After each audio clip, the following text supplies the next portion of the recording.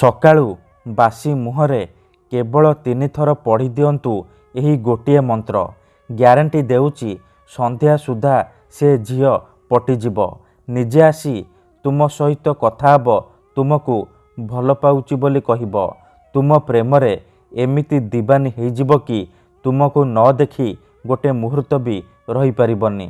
କେବଳ ଆପଣଙ୍କୁ ସକାଳୁ ଉଠିବା ମାତ୍ରେ ବାସି ମୁହଁରେ ଏହି ମନ୍ତ୍ରକୁ 3 ଥର ପଢ଼ିବାର ଅଛି। ତାପରେ ଦେଖିବେ ଚମତ୍କାର। ହଁ ଫ୍ରେଣ୍ଡସ୍, ଗ୍ୟାରେଣ୍ଟି ଦେଉଛି ଯେଉଁ ଝିଅ ପଟୁନଥିଲା ସେ ଝିଅ ପାଗେଳି ପରି ତୁମକୁ ଭଲ ପାଇବ। ଯଦି ଆପଣ ସୁନ୍ଦରୀ ଝିଅ ବା ପଡ଼ିଶା ଘର ସୁନ୍ଦରୀ ଭାଉଜକୁ ମନେ ମନେ ଭଲ ପାଉଛନ୍ତି, କିନ୍ତୁ ଯେତେ ଚେଷ୍ଟା କଲେ ମଧ୍ୟ ତାକୁ ପଟେଇ ପାରୁନାହାନ୍ତି, ତାକୁ ନିଜର ମନ କଥା କହିପାରୁନାହାନ୍ତି, ଆଉ ଆପଣ ଚାହୁଁଛନ୍ତି କି ସେ ଝିଅ ବା ନାରୀ ନିଜେ ଆସି ଆପଣଙ୍କୁ ଭଲ ପାଉଛି ବୋଲି କହୁ, ତେବେ ଆଜିର ଏହି ବଶୀକରଣ ଭିଡ଼ିଓଟି ଆପଣଙ୍କର ଇଚ୍ଛାକୁ ପୂରଣ କରିବ। କାରଣ ଆଜିର ଏହି ଭିଡ଼ିଓଟିରେ ମୁଁ ଆପଣଙ୍କୁ ଶିଖେଇବି ଦୁନିଆର ସବୁଠାରୁ ମହାଶକ୍ତିଶାଳୀ ବଶୀକରଣ ମନ୍ତ୍ର। ଏହି ମନ୍ତ୍ରକୁ ଆପଣ ସକାଳୁ ବାସି ମୁହଁରେ ପଢ଼ିବା ମାତ୍ରେ ଗ୍ୟାରେଣ୍ଟି ଦେଉଛି ସେ ଝିଅ ହେଉ ବା ବିବାହିତା ନାରୀ ତୁମ ବଶରେ ହେଇଯିବ। ପାଗଳି ପରି ତୁମକୁ ଭଲ ପାଇବ। ତୁମ ପ୍ରେମରେ ଏମିତି ଦିବାନୀ ହେଇଯିବ କି ତୁମକୁ ନ ଦେଖି ଗୋଟେ ମୁହୂର୍ତ୍ତ ବି ରହିପାରିବନି। ନମସ୍କାର ଫ୍ରେଣ୍ଡସ୍, ଓଡ଼ିଆ ଫଣ୍ଡା ଚ୍ୟାନେଲକୁ ଆପଣମାନଙ୍କୁ ସ୍ୱାଗତ। ଆଜିର ଏହି ବଶୀକରଣ ଦୁନିଆର ସବୁଠାରୁ ମହାଶକ୍ତିଶାଳୀ ବଶୀକରଣ। ଏହାର ପ୍ରୟୋଗ କେବେ ବି ଖାଲି ଯାଏନି। ଯିଏ ବି ଏହାକୁ କରିଛି ସଫଳ ହେଇଛି। ବର୍ଷ ବର୍ଷ ଧରି ଭାଙ୍ଗି ଯାଇଥିବା ପୁରୁଣା ପ୍ରେମକୁ ଫେରାଇ ଆଣିପାରିଛି। ଶାଶୁ, ନଣନ୍ଦ, ଦିଅର, ଭାଉଜ କାହାକୁ ବି ନିଜ ବଶରେ କରି ତାଠାରୁ ନିଜର ମନ ମୁତାବକ କାମ ହାସଲ କରିପାରିଛି। ତେଣୁ ଆପଣ ବି ମୋ କଥା ମାନି ମାତ୍ର ଗୋଟିଏ ଥର ଏହି ବଶୀକରଣ କରିକି ଦେଖନ୍ତୁ। ତାପରେ ଦେଖିବେ କିପରି ସେହି ସମୟଠାରୁ ସେ ଝିଅ ଆପଣଙ୍କ ଆଡ଼କୁ ଆକର୍ଷିତ ହେବାକୁ ଲାଗିବ। ପଡ଼ିଶା ଘର ଭାଉଜ ଘରକୁ ଡାକିବ, ଯାହା ଚାହିଁବେ ତାହା କରିବ। ତେବେ ଏହି ବଶୀକରଣ ଆପଣ କିପରି କରିବେ, କେମିତି କରିବେ, ମୁଁ ଆପଣଙ୍କୁ ଶିଖେଇବି। ସମ୍ପୂର୍ଣ୍ଣ ପ୍ରୟୋଗ ବିଧି ଠିକ୍ ଭାବରେ ଶିଖେଇବି। ଜାଣିବା ପାଇଁ ମୋର ଆପଣମାନଙ୍କୁ ଅନୁରୋଧ କି ଆପଣ ଭିଡ଼ିଓଟିକୁ ପୁରା ଶେଷ ପର୍ଯ୍ୟନ୍ତ ଧ୍ୟାନ ସହିତ ଦେଖିବେ। ତେବେ ଯାଇକି ଆପଣ ସମ୍ପୂର୍ଣ୍ଣ ପ୍ରୟୋଗ ବିଧି ଜାଣିପାରିବେ। ଅଧାରୁ ଛାଡ଼ିକି ପଳେଇଲେ ଆପଣ କିଛି ବି ବୁଝିପାରିବେନି। ପରେ କମେଣ୍ଟ କରିବେ, ଗୁରୁଜୀ ଆପଣଙ୍କର ମନ୍ତ୍ର କାମ କରୁନି। ଦେଖନ୍ତୁ, ବଶୀକରଣ ବିଧି ଜାଣିବା ପୂର୍ବରୁ ମୋର ଗୋଟିଏ ଛୋଟିଆ ଅନୁରୋଧ ଶୁଣି ନିଅନ୍ତୁ।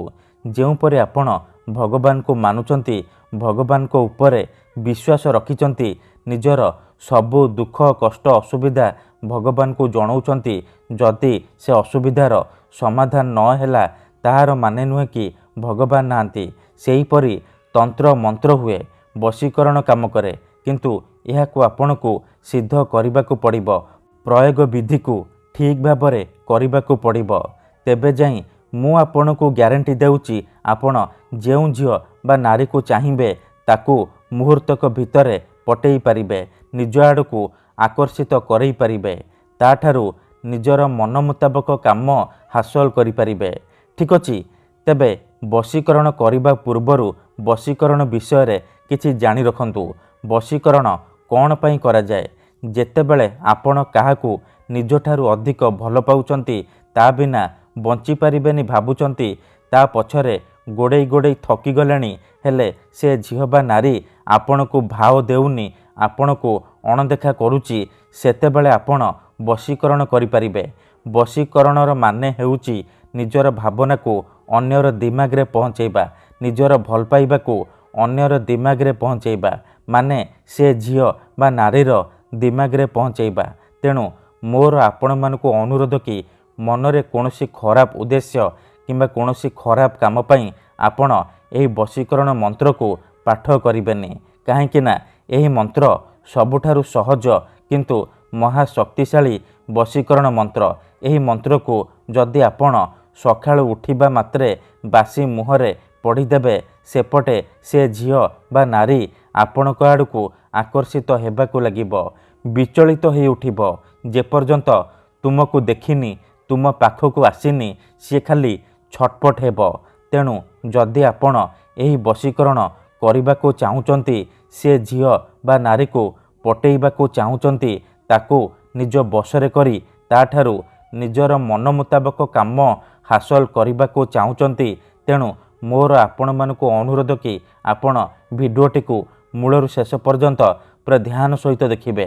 ता पूर्वर जदि आपण आम चैनल को नुआ आसी तेबे दयाकोरी चैनल को सब्सक्राइब करी पाखरे थिबा बेल आइकन को मध्य दबाई दिंतु जहाद्वारा आमे जो भी वीडियो अपलोड करूँ सर्वप्रथमे आपण देखिपारे।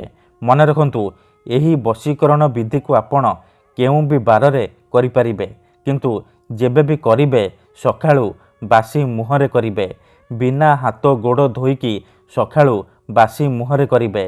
प्रथमे आपण कौन करिबे जेतेबेले रातिरे शोइबा पई जिबे गोटिए ग्लास रे चीनी पानी आनिबे। तापरे से चीनी पानी रो ग्लास को निजर सामने रे रखिबे आउ 7 थर सेई झियो बा नारीर नाम कहिबे जहाको आपण निज बसरे करने को चाहूँगी। प्रथमे आपण ताकू मने मने भाविबे तार मुह को निज मनरे भाविबे। तापरे 7 थर सेई झियो बा नारीर नाम कही पानी ग्लास रे 3 थर फुंकी देबे। तापरे से पानी ग्लास को निजर खट तले रखिकी सोई पड़िबे। जदि आपण खटरे शोउनांती तले शोउछंती तेबे आपण से पानी ग्लास को निजर मुंड पाखरे रखिकी आपण सोई पड़िबे। सकाळू उठिबा मात्रे आपण बासी मुहरे बिना हाथ गोड़ धोईकी आपण बासी मुहरे आखि बंद करिकी सेई झियो बा नारी को मनरे भाविबे तार मुह को निज मने मने भाविबे। तापरे एही मंत्र को 3 थर पढ़िबे आउ 3 ढोक पानी आपण पीदेबे। देखंतु मनेकर आपण जेउ झियो बा नारी को बसरे करने को चाहूँगी तार नाम हेउची सबिता। तेबे आपण मंत्र को एहीपरि पढ़िबे सबिता तीव्र वशीभूतं सबिता तीव्र वशीभूतं। थरे आपण कहिबे सबिता तीव्र वशीभूतं गोटिए ढोक पानी पीदेबे। आउ थरे कहिबे सबिता तीव्र वशीभूतं आउ गोटिए ढोक पानी पीदेबे। एहीपरि आपण लगातार 3 थर कहिबे आउ 3 ढोक पानी आपण पीदेबे। एहीपरि आपण लगातार 3 दिन पर्यंत सकाळू उठिबा मात्रे बासी मुहरे करिबे। मन रखंतु एही विधि को आपण अधारू छाड़िबेनी। लगातार 3 दिन पर्यंत सकाळू उठिबा मात्रे बासी मुहरे एहीपरि करिबे। तापर देखिबे जेउ झियो पटु नथिला किपरि से झियो आपे आपे पटिजिब। विवाहिता नारी निजे फोन करिकी घर को डाकिब जहा चाहिबे ताहा करिब। कोनोसी प्रकार बाधा देब नाही। धन्यवाद।